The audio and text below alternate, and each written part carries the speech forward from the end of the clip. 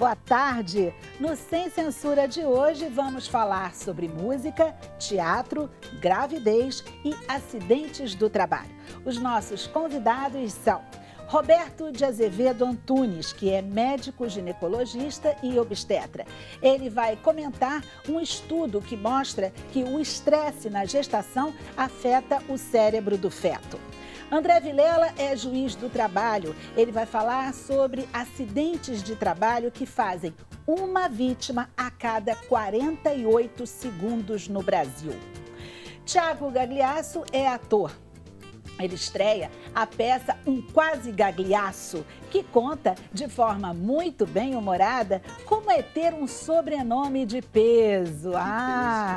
E Ana Rato é cantora. Ela está lançando o seu 5º CD, Tantas. E comigo hoje aqui o nosso produtor de web, Bruno Barros, que explica para vocês como participar do Sem Censura. Olá, Bruno. Ei, Cátia, boa tarde aos nossos convidados. Muito boa tarde a você que está em casa. Chegou a hora, gente, participa aí do Sem Censura. Você pode participar pela rede social, hashtag Sem Censura no Twitter, Facebook, Instagram, tá valendo tudo, mas tem também o WhatsApp agora, Cátia. A gente tem o WhatsApp aqui no Sem Censura e o número é 021 99903 5329. Você pode mandar sua mensagem, ela cai aqui no meu computador, eu passo para os nossos convidados. É facinho, Cátia. Gente, eu tava com uma saudade desse facinho, né? É bom começar assim, né? E é bom a gente também começar com tantas histórias interessantes. E Tantas é exatamente o título do CD da Ana Rato, que está aqui com a gente, que vai abrir hoje o nosso programa. Tudo bem, Ana? Tudo bem. Fala no microfone, por favor. Fala aqui também? Isso. Prazer receber você aqui, tá bom? É o seu 5º CD. Meu 5º disco de trabalho, ao mesmo tempo um 4º de carreira, assim, porque teve um projeto aí no meio. Ok. Vamos ouvir então você. O que você vai cantar pra gente? Pode me chamar? Gente, que Pode ótimo. Pode me chamar. Então vamos chamar a Ana Rato para cantar. E ela está acompanhada, eu tenho que dizer, né, do Fernando Careca Neto. A gente tem que explicar, porque tem o Júnior, que é o pai, e ainda tem o avô. E que toca comigo também, né, o pai. Então, na falta do pai tem o filho, na falta do filho tem o pai. A família toda. 2 monstros incríveis. Vamos lá.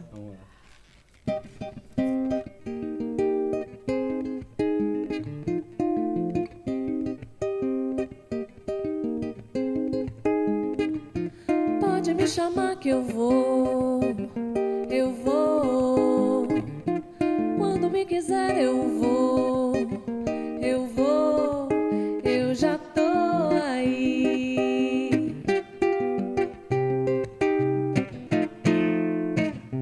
Sem muita coisa pra levar, sem quase nada pra fazer, sem muita coisa pra dizer. E pra começar, pode me chamar que eu vou. Quando me quiser eu vou, eu já tô aí. Você vai cair na festa. Você vai cair na festa. Você vai cair na festa com toda a alegria que puder levar. Você vai cair na festa com todos os planos por todo lugar. Você vai cair na festa. Você vai cair na festa. Sem muita coisa pra levar, sem quase nada pra fazer, sem muita coisa pra dizer. E pra começar, pode me chamar que eu vou. Quando me quiser eu vou, eu já tô aí.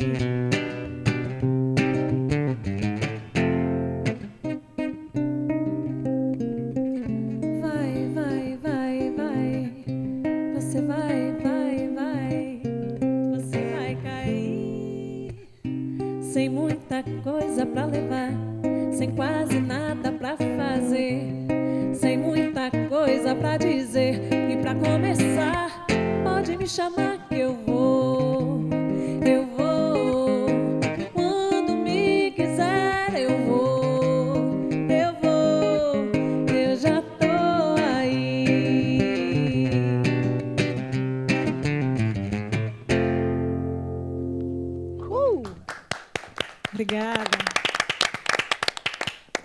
agora a gente deixa você, o palco, o Fernando. Vocês voltam no final, viu, Fernando, para cantar com a gente, tocar com a gente. Agora você volta para cá para a gente conversar um pouquinho.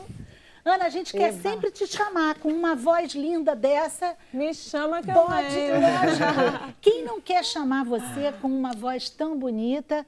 Já imagino, né, essa trajetória que você tem, com os CDs que você tem, com muita gente que você já cantou junto. Sim, sim. Você agora nem precisa mais do Não microfone. preciso mais, né? Agora não. Então vamos lá, diga. Quantos shows, a sua trajetória, tudo isso? Nossa, esse é o meu 5º disco de trabalho. Na verdade, eu estou reiniciando um ciclo agora, assim. Eu fiquei trabalhando mais de 10 anos com o mesmo produtor musical que produziu os meus outros discos todos.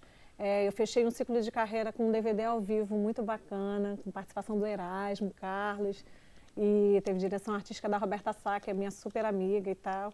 E eu já vinha trabalhando com essa estrutura, com a mesma banda, com a mesma produção musical durante todos esses anos. E eu estava sentindo uma falta de modificar um pouquinho essa estrutura, né? Acho que todo artista se questiona em algum momento, assim, para a gente não se repetir, né? O que a gente pode mudar em volta. Eu já estava com muita vontade de experimentar novas sonoridades e buscar um pouco mais, assim, sei lá, buscar os recursos eletrônicos. Eu gosto muito desse tipo de intervenção em música brasileira, né? Assim, tem um ponto que eu gosto. E aí eu fui procurar o Marcelo Vig, que é meu amicíssimo, e que é muito amigo também do Júnior Tolstói, que produziu artistas maravilhosos como Lenine, por exemplo, que é uma referência gigante para mim. E aí a gente marcou uma reunião para a gente conversar sobre isso, sobre essa minha vontade de testar e de experimentar novos caminhos e tal. E a gente se afinou, parecia família, assim. A gente se encontrou, no primeiro encontro a gente já decidiu que ia ser por ali. E aí o Vig e o Tolstói, então, são produtores desse novo trabalho, já com uma banda nova, né? Acabei mudando muito esse entorno para poder experimentar esse caminho novo. E aí estamos aí. E os shows com esse caminho novo? Acabamos de estrear na sexta-feira, dia 27, agora, no Sérgio Porto, foi muito legal. Aqui no Rio de Janeiro. Aqui no Rio. Isso. Tem um outro show já marcado aqui no Rio, dia 12 de junho, lá no Teatro Laura Alvim.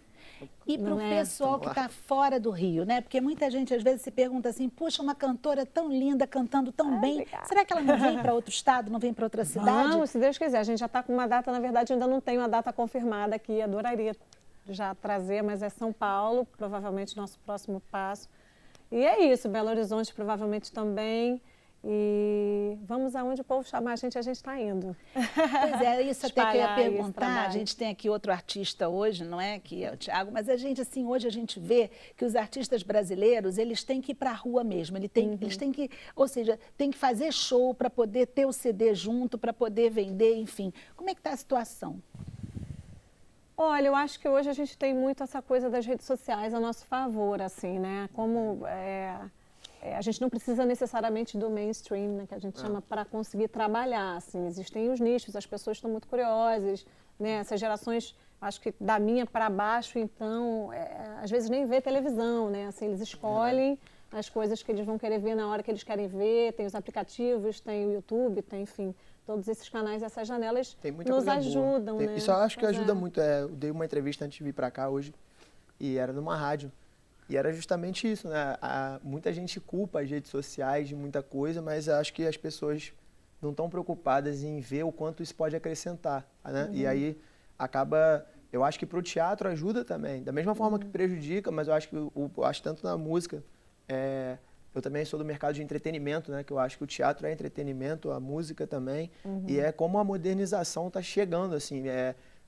Tá você escuta mais essa música, né? mais rápido, então as pessoas têm mais acesso.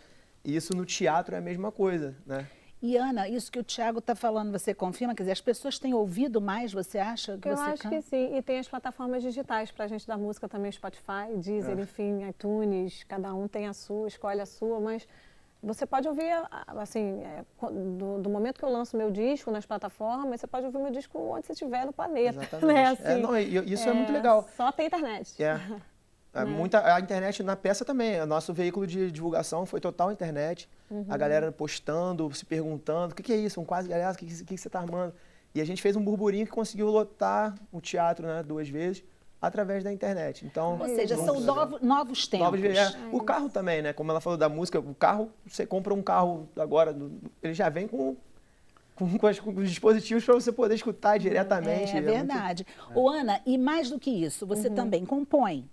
Sim, mas na verdade esse é um disco mais de intérprete. Eu sempre gostei muito de escrever e tal, e aí começou a ser uma possibilidade de compor, mas sempre gostei muito de gravar outros artistas, enfim, compositores próximos das minhas pesquisas. E também já gravei Gil, já gravei Erasmo, né?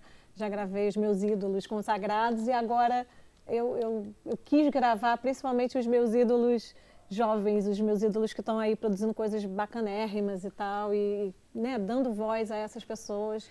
Eu sei que na verdade são tantas histórias, como eu disse, e algumas delas devem ter algum significado especial para você, algum encontro que você teve que você não esperava, alguma música que ficou muito melhor do que você esperava.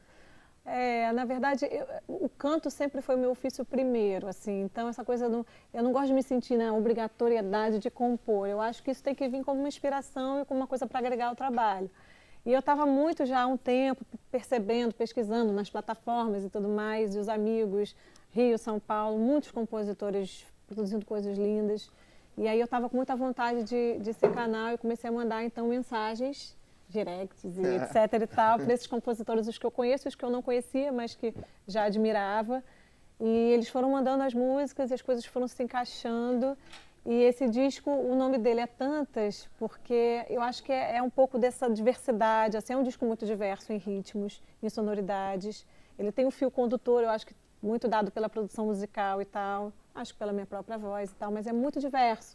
Sempre gostei muito de muitas coisas, então a gente conseguiu, acho que de alguma forma, entrosar todas essas minhas influências nesse disco, assim. E Tantas também é de um verso de uma das músicas do Rodrigo Maranhão, que está no disco, chama Ana Luísa, que é uma música que tem o meu nome. Esse é o meu nome de batismo, na verdade. E eu fiquei muito emocionada quando recebi essa música com o meu nome. Falei, vou cantar uma música com o meu nome. Meio louco isso, né? Mas eu falei, mas ela não é biográfica, ela não tem nada a ver, eu posso ser Ana, posso ser Maria, posso ser Rosa, posso ser... Na verdade, foi uma coincidência. Ele já tinha escrito Ana Luísa? Não, ou foi eu pedi uma música pro pediu. disco. Sempre, esse é um compositor que eu já gravo desde o começo, não abro mão, sou muito fã do Rodrigo. E pedi uma música inédita pro disco, como pedi para os outros também. Ele me manda, pá, Ana Luísa. Eu falei, opa, já tem uma do Jobim, né? Agora tem a do Rodrigo Maranhão. E é uma música linda, assim, e tem essa coisa do Tantas, assim, Ana Luísa a gente só cita uma vez o nome inteiro na música. Pois é, eu ia te pedir isso, se você não pode cantar só um versinho pra gente saber onde é que entra a Ana Luísa? Então, sou Ana Luísa, na hora precisa, sou Rosa, Amélia, Maria, Cordélia, espera, que hoje sou só teu amor. Isso, gente, né? muito A gente pode ser tantas, né? Somos tantos todos, né? Porque nós somos muitos. É verdade, né? Acho que o pessoal de casa também deve se sentir assim de vez em quando. Quantas pessoas nós somos em uma só? Né? Isso. Não é isso, Ana? Desde quando que você canta? Desde... Tem uns 15 anos aí de carreira, desde 20 e pouco. Na verdade, eu canto desde que eu nasci, assim. Carreira oficialmente mesmo, eu comecei lá com os meus 20 e poucos anos. Mas eu já desde, vamos dizer, 13 faço aula de violão, de canto, de harmonia. Me apresentava lá naquelas escolas onde eu fazia e dava aula e tal. Dei aula para criança também de música. Eu só não assumia isso, mas a música está sempre ali, agarrada. Me formei em psicologia, mas no ano que eu me formei, eu recebi o meu primeiro convite profissional na música, que foi gravar um projeto, enfim. Músicas que eram temas de novelas, acústico e tal. Eu precisei no estúdio e falei, pronto, aqui eu não saio mais. No palco eu já não queria sair, mas aí foi isso. Desde então eu não parei mais com a música. Ok. Bom, Ana, então a gente já sabe, no Laura Alvim, que você vai fazer show? Laura Alvim, dia 12 de junho. No teatro, é um projeto do Faro, MPB, da Fabiane Pereira, querida, assim, que traz esses nomes novos, assim, né? Joga a luz em cima da galera. E tá legal lá no Laura Alvim. Né? Você já foi, né? Eu tô lá toda semana.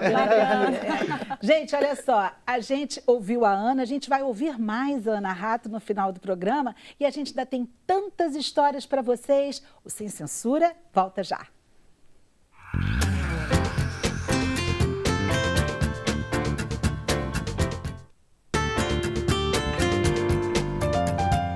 volta com Sem Censura e vamos saber com Bruno Barros o que vocês estão dizendo na internet. Bruno? Olha aí, Cátia, nossos telespectadores adoraram você, Ana, adoraram Obrigada, sua voz. que bom. Só elogios de todo canto do Brasil. E aí eu separei uma pergunta aqui que veio de Minas Gerais, é a Jéssica Andrade.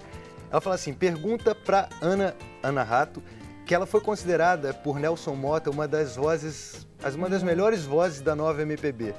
A responsabilidade depois disso aumentou? Opa, sempre, né? Nelson Motta foi assim, isso já faz bastante tempo, ainda era Ana Luísa até o meu nome artístico, assim, depois é que eu acabei mudando.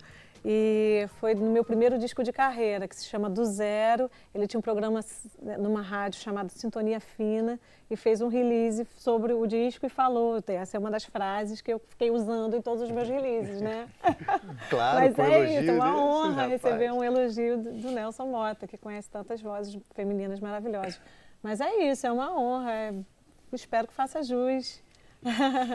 E a gente tem certeza, na verdade, ele falou há muito tempo atrás, mas só melhorou, não é? Não é por isso, a gente né? tem que melhorar, não é? Pra frente que se anda, espero que sim. E a gente ouve uma voz tão linda como essa e a gente se pergunta que bom seria se todo mundo pudesse estar sempre ligado à música. A música faz bem às emoções e aí eu pergunto ao nosso convidado de hoje aqui, o nosso médico, que vem trazendo o resultado de uma pesquisa no 25ª reunião da Sociedade de Neurociência Cognitiva, que diz o seguinte, as mamães, ou seja, as grávidas, passam todo o seu estresse para o bebê. É isso mesmo?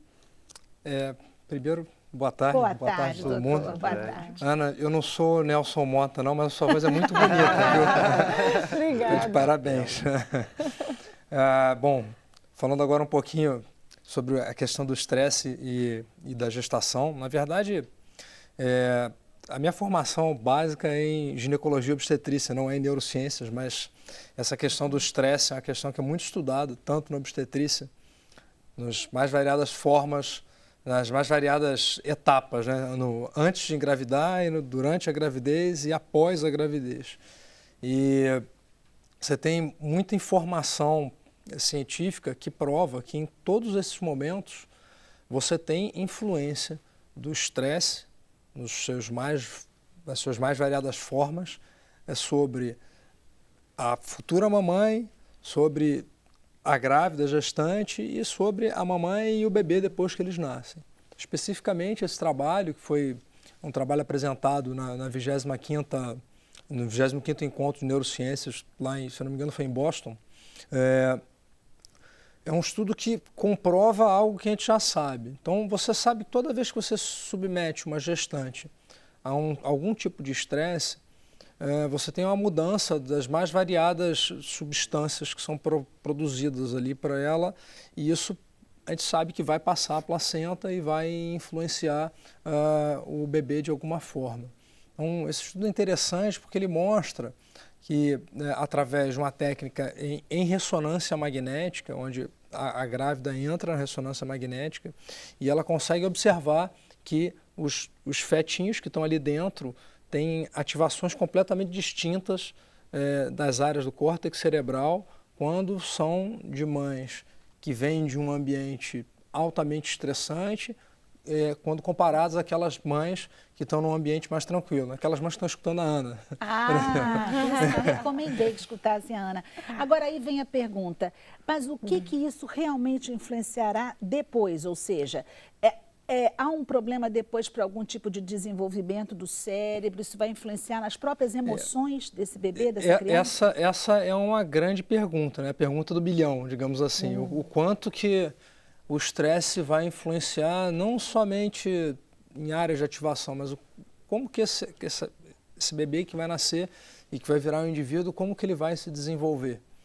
E a gente sabe hoje que a genética não é tão imutável pelo ambiente quanto a gente achava. Vou tentar explicar rapidamente aqui. Existe uma coisa chamada epigenética, que é a capacidade do meio influenciar no desenvolvimento ou na ativação de determinados genes. Então você pode ter um gene que ele pode estar, os genes eles estão ativados ou desativados, e um determinado estímulo, como por exemplo o estresse, pode ativar ele e aquele indivíduo lá na frente via ter uma predisposição, vamos supor, para um câncer ou para um determinado comportamento que ele não teria se ele tivesse se desenvolvido num ambiente mais tranquilo, digamos assim. É claro, isso são especulações e essa, como eu disse, é a pergunta do milhão.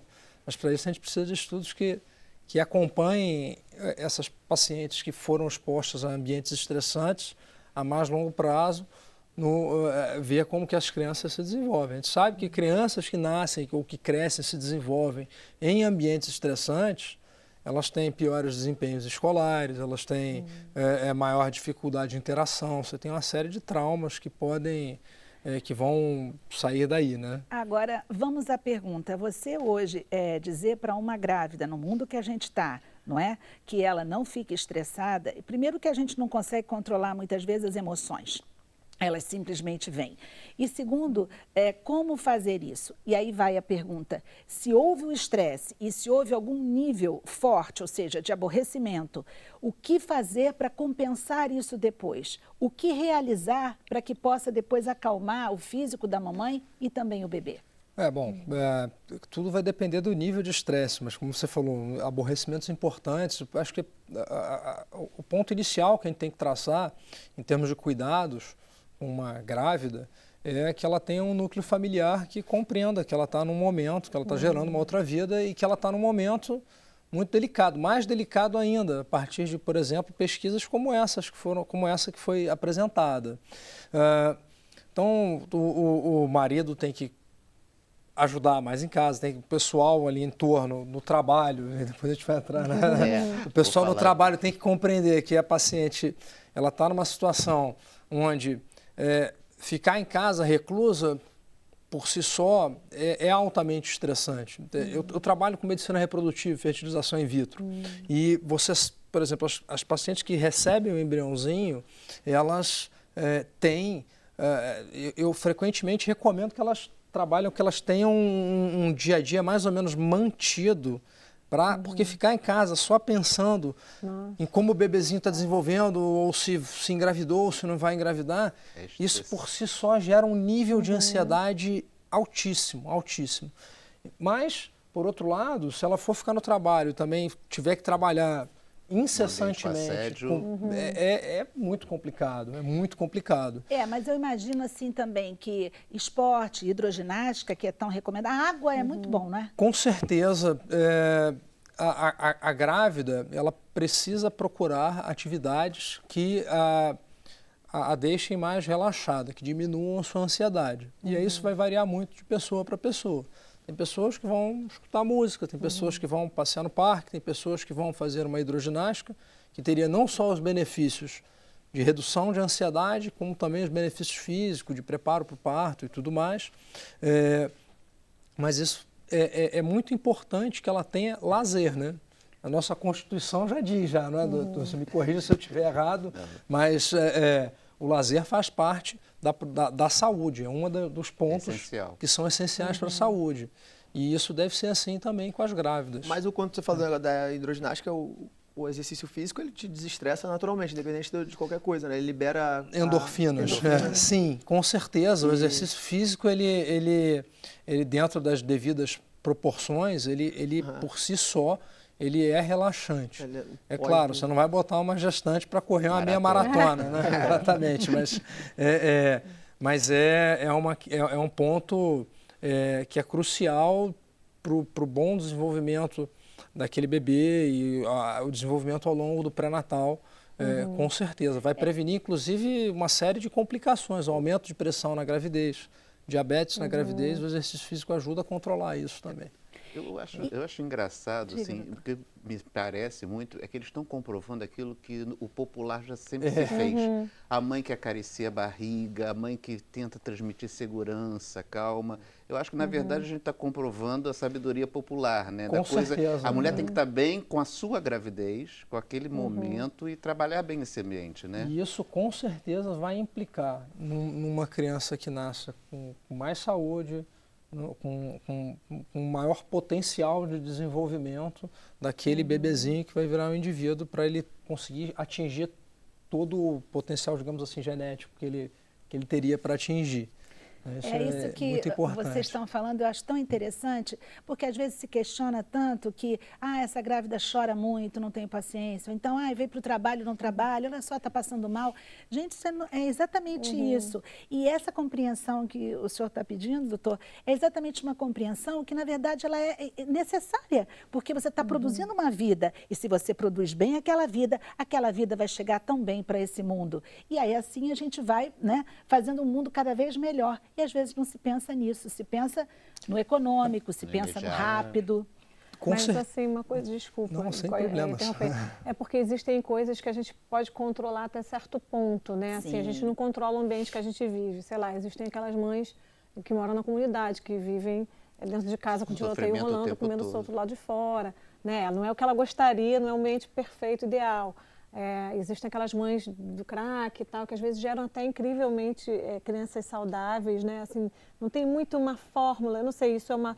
eu tenho certeza disso, eu tenho um filho de 1 ano e 10 meses. Você trabalhou durante a sua gestação? Trabalhei, cantei, mas aí chegou até um certo ponto, sim. Mas, como eu estava, inclusive, esse disco, ele demorou um pouquinho mais, ele tem 2 anos do processo todo, porque eu tive um filho no meio. Comecei a gravar já grávida, e aí tive um filho, fiquei 10 meses lá na minha licença maternidade, voltei, e aí um boom de hormônios, gravando um disco, quer dizer, esse disco é uma loucura. Mas o que eu ia te dizer é que eu também tive uma situação de estresse que eu não podia controlar na minha gravidez. Eu acho que não tem problema nenhum de falar aqui, porque acho que pode ajudar, inclusive. A minha mãe estava doente, a minha mãe teve um câncer e assim, foi difícil para eu conseguir. Às vezes eu queria botar uma parede aqui, ó, para separar a cabeça do resto. Né? Porque eu estava vivendo um momento difícil, né? Com tudo isso tentando, acho que tem uma estrutura emocional boa, não tem uma tendência à depressão, existe também uma estrutura familiar legal, a gente, né? Fiz minhas terapias, minhas coisas, me cuidei para que a gente passasse da melhor forma por aquele processo, ainda estando grávida. Mas quer dizer, eu não consigo controlar, né, essa situação. É muito difícil. Tem determinadas situações que não dependem da gente. Graças a Deus. Ele está bem aberto. Ainda mais vivendo aqui no Rio de Janeiro. Mas ele teve refluxo pra caramba. Ele foi um neném assim, muito agitado, difícil de dormir. Realmente, assim, ele foi um bebê difícil no início. Agora ele está maravilhoso. E super inteligente, mega esperto, eu sou suspeita também, né? Mas ele, assim, foi um bebê difícil no início. Eu não sei, até fiquei pensando, será que isso tem a ver? Pode ter. Com certeza. É muito difícil da gente poder afirmar isso de forma categórica, mas a gente sabe que... vocês terem uma ideia do tamanho da importância da ansiedade, primeiro a ansiedade por si só, é muito difícil você mensurar. Então você tem que tentar fazer isso de forma indireta, através de questionários, de entrevistas e tudo mais. Mas é claro que e todos esses questionários que envolvem, por exemplo, ansiedade, independente do tipo de situação, for uma situação incontrolável, como você bem disse, e aqui uma mãe de uma comunidade, ou uma mãe que esteja passando por alguma outra situação mais complicada também passaria. Agora... Para vocês terem uma ideia da importância da ansiedade, você tem hoje trabalhos que correlacionam os níveis de ansiedade e aí, por consequente, a gente pode falar da questão do estresse, com aumento das taxas de pressão alta na gravidez, com aumento de parto prematuro, com aumento de situações como diabetes na gravidez, tá? E com aumento da dificuldade para chegar a uma gravidez, por exemplo. Pois é, que é o seu trabalho e que, na verdade, como você já explicou, quanto mais ansiedade, pior. E é difícil, porque quando você está diante de um casal que está tentando engravidar e não consegue, eles já chegam para a gente, tentando engravidar, você pega casos, às vezes, assim, de 8 anos, 9 anos, o casal tentando engravidar. Então, o nível de ansiedade está extremamente alto. E aí, eu vou pegar mais um ganchozinho só, que é o da Ana, da formação dela, o papel do psicólogo ou de uma equipe complementar junto com o médico para poder ajudar a gente a controlar essa questão do estresse. Pois é, o doutor Roberto está falando isso, a gente está tendo que controlar tanta coisa hoje e é difícil a gente até imaginar como controlar, não é? A gente tem aqui hoje um juiz do trabalho, como controlar as nossas emoções no trabalho ou como evitar os acidentes de trabalho, porque é assustador o número que eu revelei quando eu abri o Sem Censura hoje, né? A gente ter em 1 minuto, né, a quantidade de pessoas que está morrendo ou que está sofrendo acidente no Brasil é impressionante, doutor. O Brasil atualmente está em 4º lugar no mundo em termos de acidente de trabalho, né? Isso porque tem subnotificação, ou seja, nem tudo é registrado, tá? Nós estamos em 4º lugar.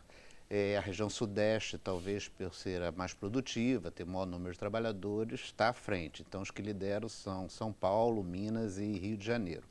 A questão do ambiente de trabalho, ele é fundamental. Como foi mencionado, a Constituição garante especificamente para o trabalhador, né, que ele tenha que ter um ambiente saudável de trabalho, né? E quando a gente entra com essa questão do estresse, né, e das cobranças que nós temos, como você bem falou, nós passamos a ser uma sociedade extremamente capitalista e muita cobrança, né? Isso está num ponto muito exacerbado. E aí as pessoas, os chefes e o próprio indivíduo não vê quem tem um problema e não consegue identificar, não se reconhece ali, não vê ali um outro ser humano, né?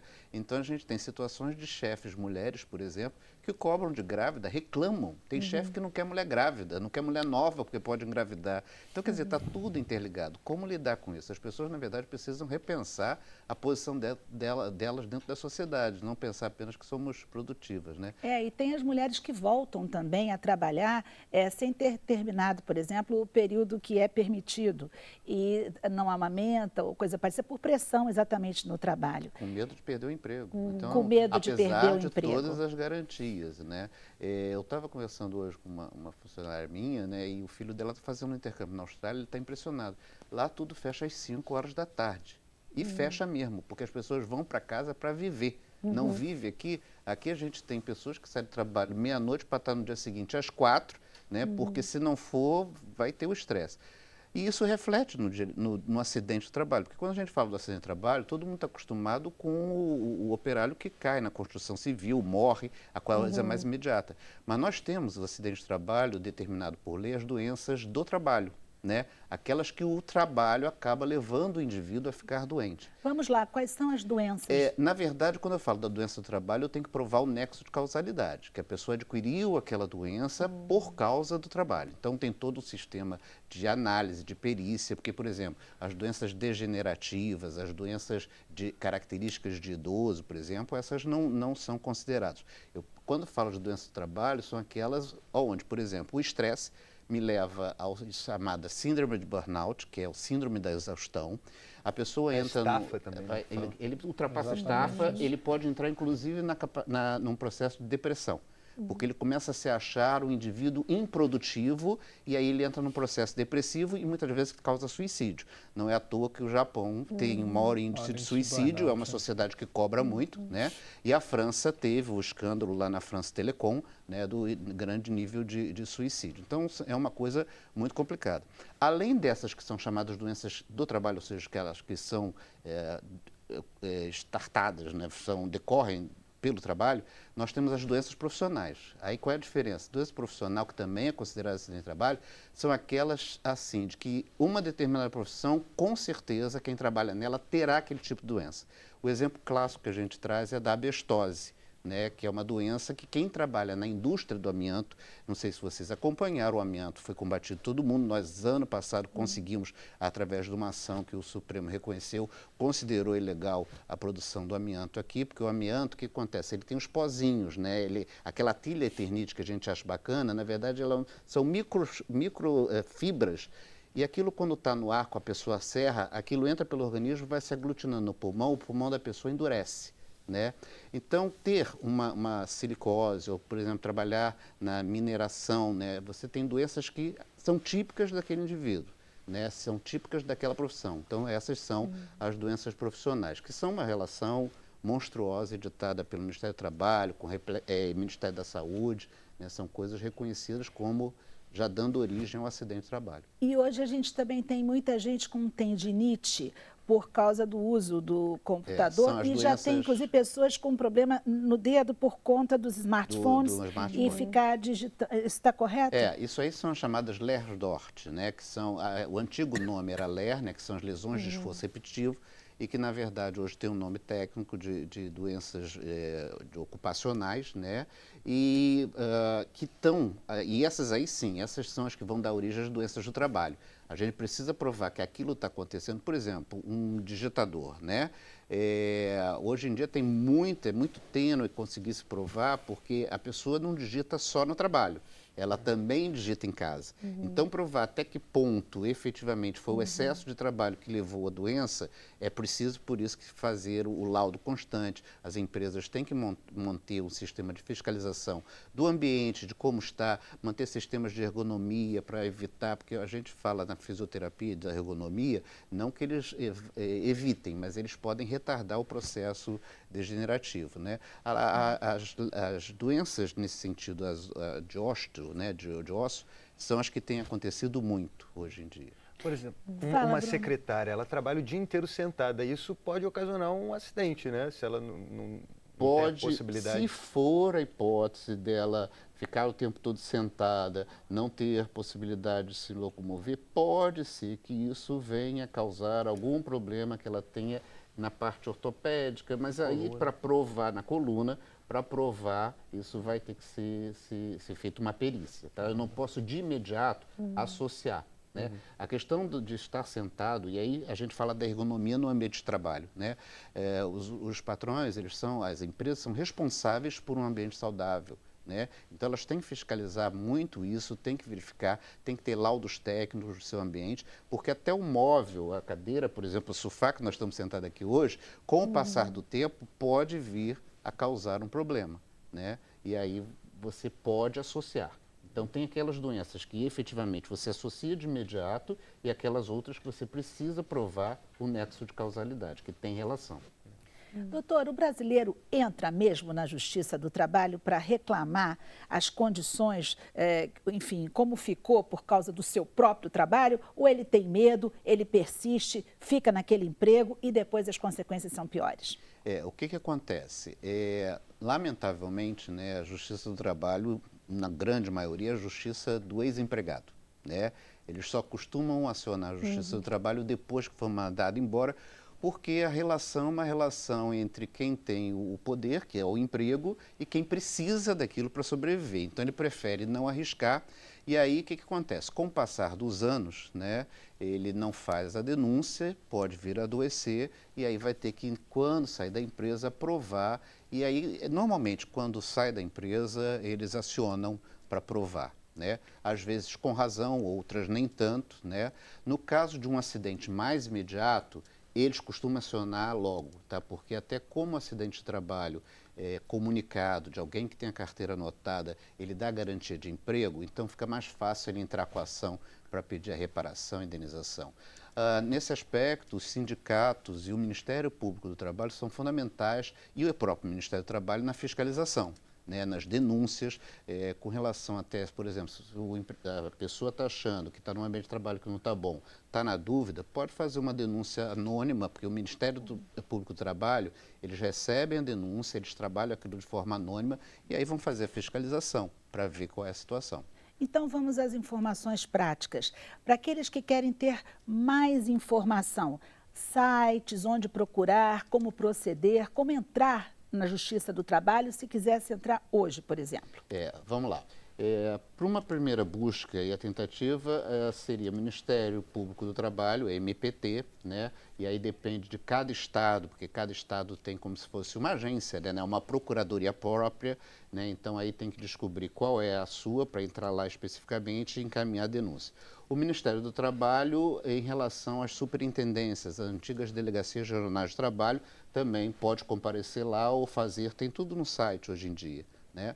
E quanto à Justiça do Trabalho, o que a gente costuma recomendar muito é procure seu sindicato, né? Porque o sindicato tem a obrigação de prestar informação e aí você vê se vale a pena ou não entrar com a ação.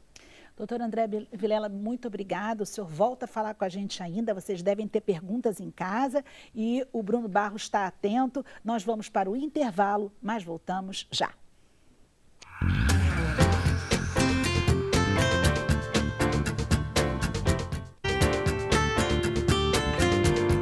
Estamos de volta com o Sem Censura de hoje. Muita coisa para falar. Bruno Barros, os comentários. Olha aí, primeiramente mandar um alô para Jurema Brum Barreto, que é fã do Sem Censura. Valeu, Jurema, aí pela sua mensagem.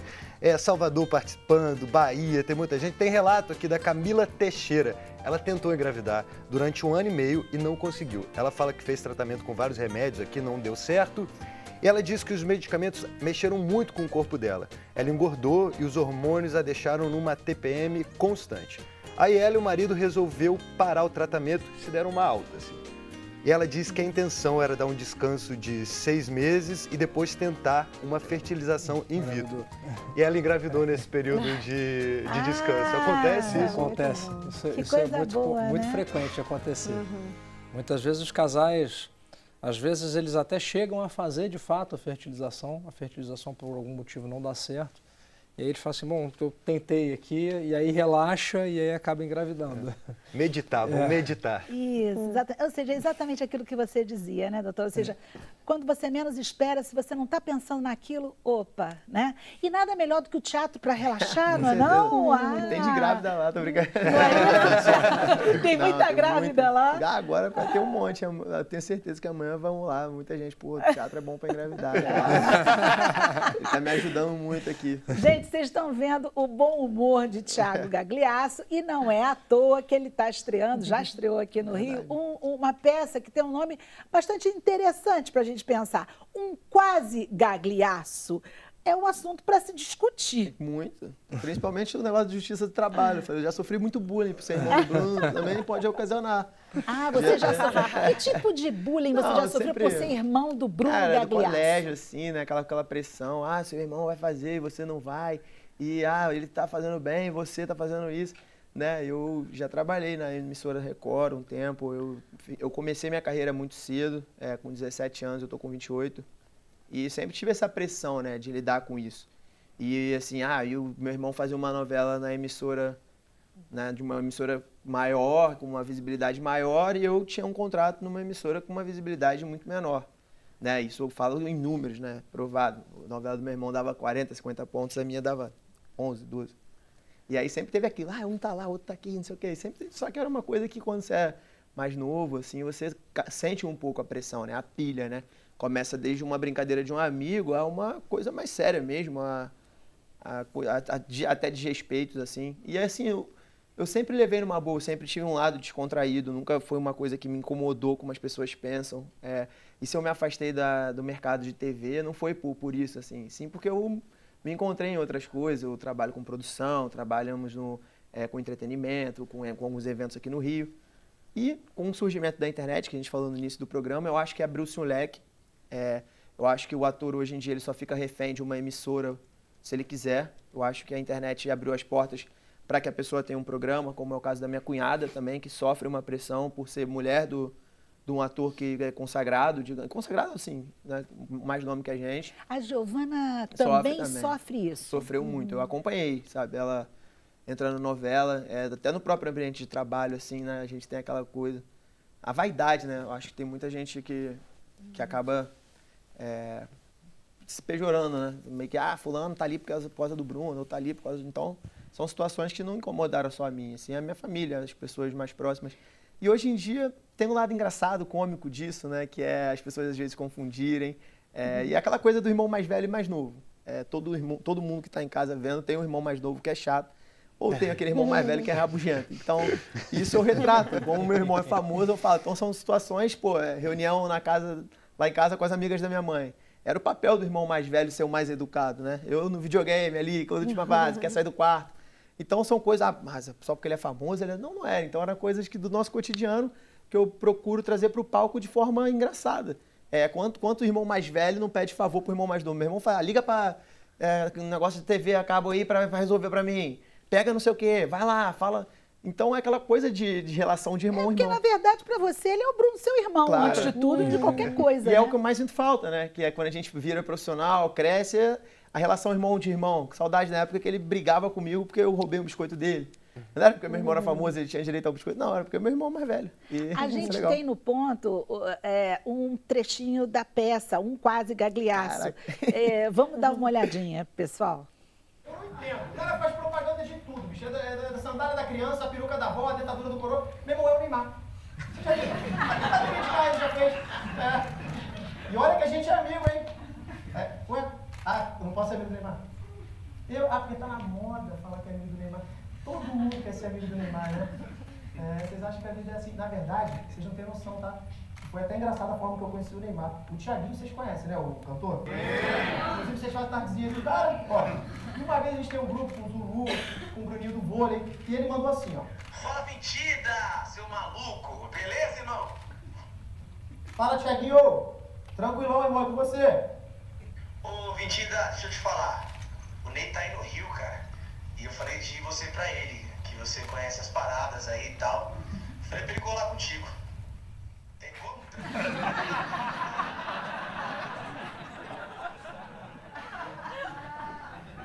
Ô, Thiago, não vai dar não, irmão, porque hoje já marquei com a minha rapaziada. Beto Carreiro, vai lá pro meu grupo. Não pode ser que o Neymar vai querer comigo, o Thiago é pela saca, essas coisas. Eu tô falando sério, moleque. Sério, pô. Na dúvida, né? Vai que era o Neymar. E era. Ah. E é engraçado. Isso aí é engraçado falar, porque independente de ser o Bruno famoso, né? O Neymar é a mesma coisa. Se você chega pra mim e fala, um amigo meu vai pro Rio, recebe ele aí. Qualquer um vai, não, tudo bem, manda mensagem e tal, manda encontrar. Agora, como é o Neymar? Não, Neymar não. Que isso, como é que eu vou... Não, o cara... E é do ser humano isso, né? Eu retrato isso, o meu irmão no elevador, ele chega, bom dia, e sempre a pessoa olha, o Bruno é simpático, você deu bom sabe que dia. você tocou num tema interessante. É engraçado, porque se você diz que sofreu bullying, né, e você se sente assim porque você é o irmão que não é famoso, né, ele também deve sofrer essa situação. Porque ninguém gosta, né, de ver teu irmão, assim, em algumas situações, em comparações, ninguém gosta de ser comparado nem pro bom e tanto pro ruim. E isso retrata muito, essa cena é engraçado ter tocado nisso, porque independente de ser irmão, né, assim, a nossa sociedade, ela tem mania de falar, e é do ser humano, tipo, se fosse qualquer outra pessoa querendo falar comigo porque tá no Rio de Janeiro, não, mas era o Neymar, eu fiquei nervoso. E é nosso, né, comum isso. E com o meu irmão acontecia muito, desde o colégio a quando ele foi começando a ficar famoso, e eu também me expus, né, eu fui para o caminho dele, digamos assim, então eu me sujeitei a isso, eu fui para um reality, que é a Record. É verdade, você fez um reality na Record. E eu apanhei muito, assim, o você... mercado fecha muito depois. Para mim não foi legal. Essa foi uma exposição desnecessária. Você se arrependeu de ter feito o reality? Não, acho que eu nunca ganhei tanto em um mês. Então, não, mas é que paga o preço disso. Eu falo isso na peça. O mercado, assim, se fecha em muita coisa. Fulano aí, esse aí fez um negócio, programa que não, isso é ruim. Rótulos, né? Rótulos. A gente rotula muito. E não era isso. Sabe? É normal, um emprego como outro qualquer. Me pagaram, eu fui. Ô, Thiago, agora vendo isso e essa peça nessa altura do campeonato, me parece muito que você está maduro. Tem a ver com isso? Você se permitia rir de toda essa história? Engraçado, eu me conheci muito escrevendo a peça, porque eu escrevi e, assim, eu sempre gostei muito, sempre fui um cara da resenha, sempre fui um cara que gosto de sair, estar com os meus amigos, de beber, de me divertir. E sempre fui extrovertido. E às vezes, pô, cara, tu é bom, pode ser ator. Às vezes, existem, na própria profissão e no mercado, quando eu caí para o mercado de entretenimento, eu entendi que existia um leque, que ator não era você ser você vai fazer um juiz. O meu irmão é um cara que é treinado, assim, ele é um ator muito técnico. Se ele vai fazer um juiz, ele ia estar aqui, ia conversar com você depois, ia pegar teu telefone para saber. E não necessariamente eu tinha essa vocação e essa dedicação. Isso me custou caro. Que, pô, as pessoas, né, pensam, pô, ele vai fazer, ele vai aprender com o irmão e vai ver como é que é. E eu não. Sou um cara que sou mais da comédia, da brincadeira, de estar em outro ambiente, que eu não era aquele da TV, só que eu tinha um contrato. E como é que eu, com 18 anos, vou falar, não quero, pode rasgar aí, liga pro bispo aí, cancela meu contrato na Record. E isso eu apanhei, porque mal bem eu tenho minha responsabilidade, tinha minhas contas para pagar, sabe? Me ajudava meus pais também, meu irmão também, tipo, todo mundo precisa. Vocês têm outros irmãos? Não, ele tem a Paula, que ela é por parte de pai. É médica, não viu? Paula, parabéns que você foi pra medicina. É muita gente boa, a gente se dá bem, a família, meu pai se dá bem com o pai do meu irmão. Nunca teve essas coisas, né? Tipo, às vezes uma declaraçãozinha. E outra coisa que eu brinco, a entrevista de famoso, tem na peça.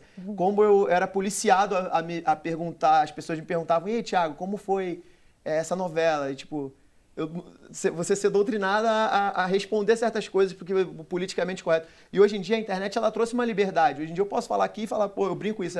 Thiago, conta pra gente como é que foi escrever essa peça.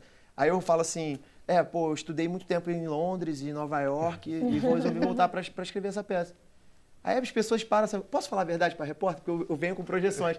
Gente, escrevi, nunca fui bom nem de redação, mas tá aí, a peça tá aí. Tá aqui. Tiago, olha só, a gente vai continuar conversando com você ainda no Facebook, a gente está no finalzinho do nosso programa aqui na TV. Vamos dizer rápido pro pessoal em casa onde está a peça. Laura Alvim, que só tem coisa boa no Laura Alvim, outro lugar para ter coisa de qualidade. Laura Alvim. E a gente vai estar lá amanhã, quinta-feira, às 8 horas. Eu sei que o horário tem um trânsitozinho, mas até a gente espera um pouquinho. E depois vamos continuar lá mais 2 semanas. E vamos viajar, vamos para Curitiba, vamos para o Acre. Estou muito feliz por ir para o Acre. Maneiro, estou amarradão, que sempre quis conhecer. Que bom. E é isso, tamo aí. Gente, olha só, pode chamar Ana Rato para cantar pra gente no finalzinho do programa. Agora vai ser o que, Ana? Para você dar o nome, música de Tó Brandileone. Isso, muito bem, muito bem. Gente, a Ana vai cantar e eu me despeço de vocês em casa. Muito obrigada àqueles que acompanharam o nosso programa, os nossos convidados também. Quem ainda vai continuar com a gente na internet, nós vamos ficar mais um pouquinho no Facebook. Até amanhã.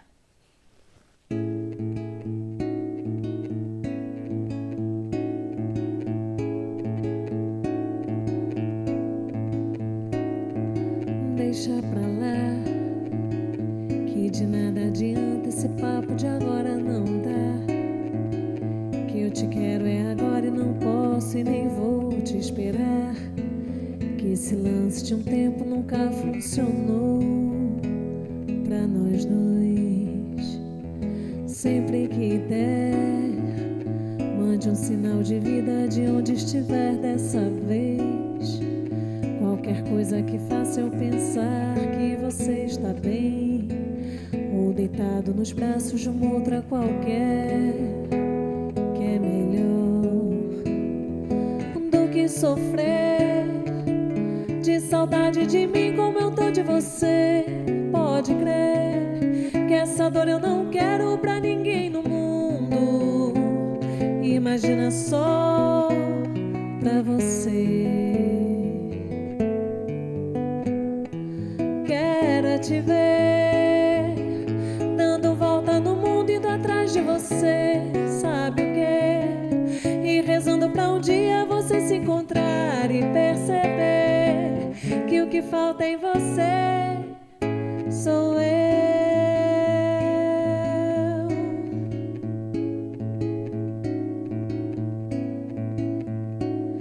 Deixa pra lá, que de nada adianta esse papo de agora não dá.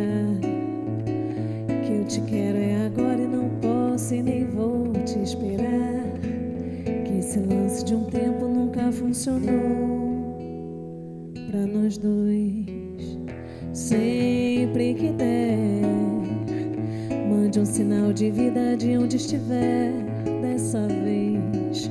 Qualquer coisa que faça eu pensar que você está bem, ou deitado nos braços de uma outra qualquer, que é melhor do que sofrer de saudade de mim como eu tô de você. Pode crer que essa dor eu não quero pra ninguém no mundo. Imagina só pra você.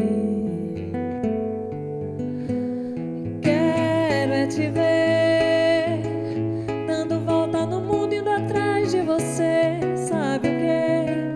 E rezando pra um dia você se encontrar e perceber que o que falta em você sou eu.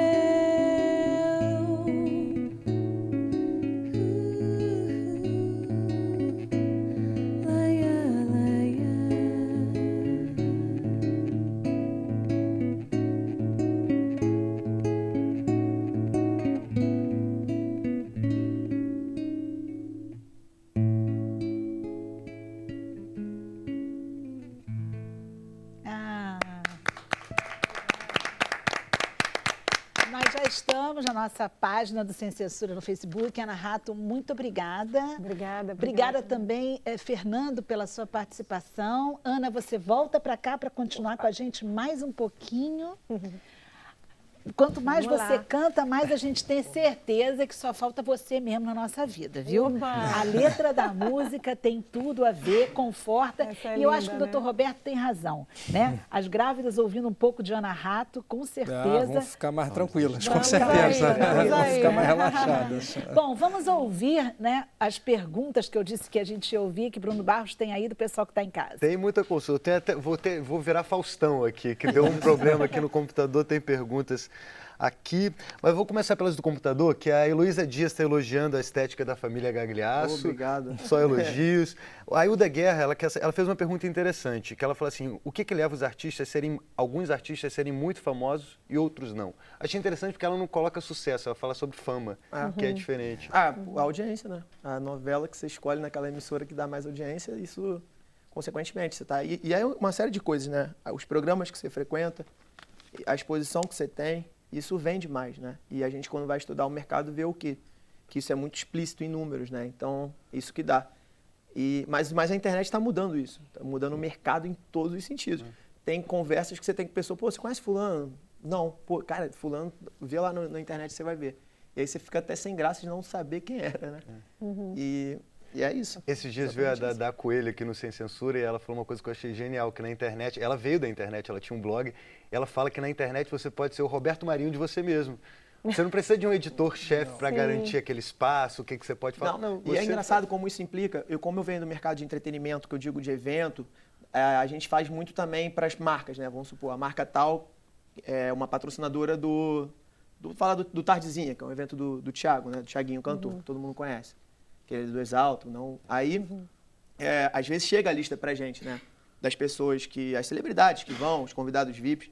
E hoje em dia, se eu me mandasse essa lista há 6, 7 anos atrás, eu acho que se eu falaria aqui, com certeza todo mundo saberia quem são as pessoas. Sei lá, o Caio Castro, as pessoas que a gente já está acostumado a conviver, que sabem quem são. E hoje em dia entram digitais influencers e pessoas que são artistas da internet que, cara, que falam, não, isso aí eu não sei quem é não. Como é que falou? Que é engraçado, as marcas pedindo, né? Isso vem acontecendo com as novas gerações.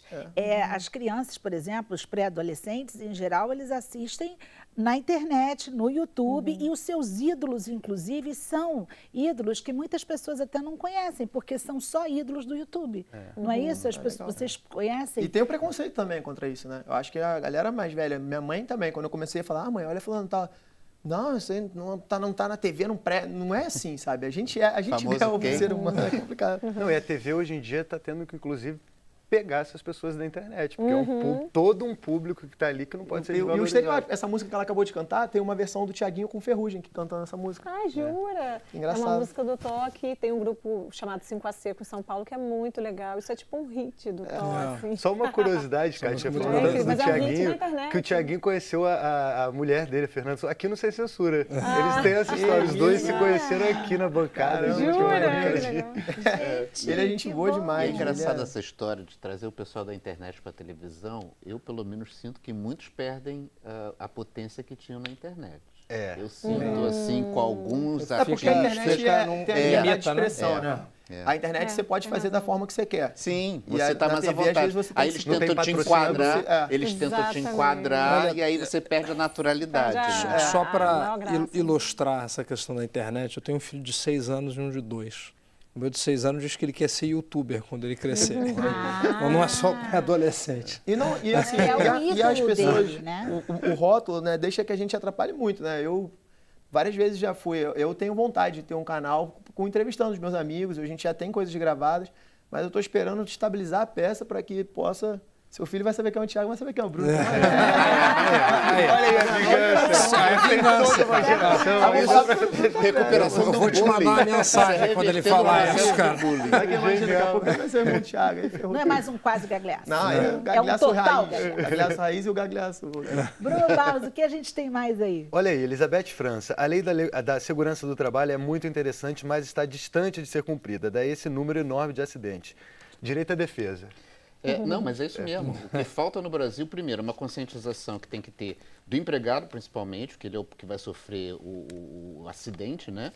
Mas dos empregadores. Tem que lembrar que isso, nós todos na sociedade somos responsáveis, porque um empregado, quando se acidenta, não é apenas o empregador que fica sem aquela mão de obra. Ele vai ter que botar alguém lá, então vai ter que gastar mais, ou vai deixar de produzir como ele queria. E o pior, em termos de previdência social, nos últimos 10 anos nós gastamos 26 bilhões e mais uns milhões só com questões de acidente de trabalho, benefícios que foram pagos decorrentes do acidente de trabalho. Então, o processo da fiscalização é fundamental. Agora, mais do que isso, nós temos que partir de um processo de conscientização. Se a gente não estiver consciente dos nossos direitos e aí eu falo assim, você está consciente do seu direito de uma forma muito simples. Quando você está num ambiente, você está vendo uma situação e você sente que aquilo não está te fazendo bem, vai procurar, porque em algum lugar está previsto algum tipo de proteção, porque não pode ser aquilo não é normal. Né? Uma grávida, como foi aprovado agora na reforma, trabalhar em ambiente salubre é uma coisa que a gente está brigando constantemente, né? Está para ser decidido numa ação junto ao Supremo, mas assim, por que é um ambiente salubre? Vai entrando a intoxicação com o feto lá dentro, o que vai acontecer? Essa criança vai nascer com problema, né? Então você tem que estar consciente e resistir, né? A resistência é fundamental na relação de trabalho, porque senão vira escravidão. E a gente também, até falando nessa questão da grávida, imagina, como o próprio Dr. Roberto disse, um casal que leva tantos anos para conseguir que a mamãe, né, ela engravide e que, de repente, exatamente por um problema de trabalho, essa pessoa ela é levada a ter um estresse insuportável e sofre esse bebê. É muito complicado. Tem histórias assim também, Dr. Roberto? Tem. Infelizmente tem, né? Vou usar um termo aqui que eu nem gosto muito de usar, porque eu acho que toda gestação ela é uma gestação valorizada. Mas a gente sabe que tem algumas situações onde você tem casais que levaram anos, tentaram muito, ou conseguiram engravidar já numa idade mais avançada, e a gente acaba usando esse termo não, mas ela tem a gestação super valorizada. E você imaginar, você, por exemplo, você faz uma fertilização, você empenha uma grande soma de dinheiro, de tempo, do seu emocional ali, faz uma tentativa, 2, 3, aí consegue engravidar, para depois se sujeitar a uma situação que vai levar algum prejuízo para aquele bebê por conta de um ambiente de trabalho, de uma situação vexatória, que não deixa de ser um acidente de trabalho também, né? Ou que é o da moda, né? Que é o burnout, né? Você imagina, uma grávida sofreu um burnout, tem consequências terríveis, com certeza, para aquela gravidez. Ela vai nascer o bebê mais cedo, ou para alguma doença que ele possa vir a apresentar, ou ela mesma, né? Então, é complicado. Bruno Barros? Tem uma pergunta que veio da Marli Pinheiro, da Bahia, Salvador, e ela quer saber se o fechamento da fontanela pode ser consequência de uma gravidez estressante. O que é fontanela? Bom, vamos lá. A fontanela, você tem... São 2 fontanelas, na verdade, né? A gente acha que a gente só tem uma, que é a famosa moleira, né? E, na verdade, o fechamento, na verdade, ele ocorre em todos nós, né? Mas ele tem um momento certo para ele ir ocorrendo. Tanto que se você for pegar o seu bebezinho, pequenininho, e for vendo, você vai ver que ela vai diminuindo à medida que o tempo vai passando. Existem algumas doenças que são decorrentes de um fechamento precoce das fontanelas. A mais famosa, talvez, delas é uma chamada crâniosinostose, que é quando você tem um fechamento precoce e isso pode ser até perigoso, porque qual é a parte do nosso corpo que mais cresce durante a gravidez e tudo mais? É justamente a cabeça. Então, se você tem uma cabeça onde está tudo fechado, a caixa craniana não vai expandir. E isso pode vir a ter consequências graves para o bebê, né? Mas não há, até onde eu sei pelo menos, nenhum estudo específico que fale sobre o fechamento precoce da fontanela, né, da moleira e o estresse. Respondido, Bruno? Respondido. Dá tempo de mais uma? Isso. Então vou para Ana. Varney Oliveira, de Feira de Santana, na Bahia. Ele fala que acompanha o trabalho da Ana há um bom tempo, disse que tantas, é um disco multifacetado.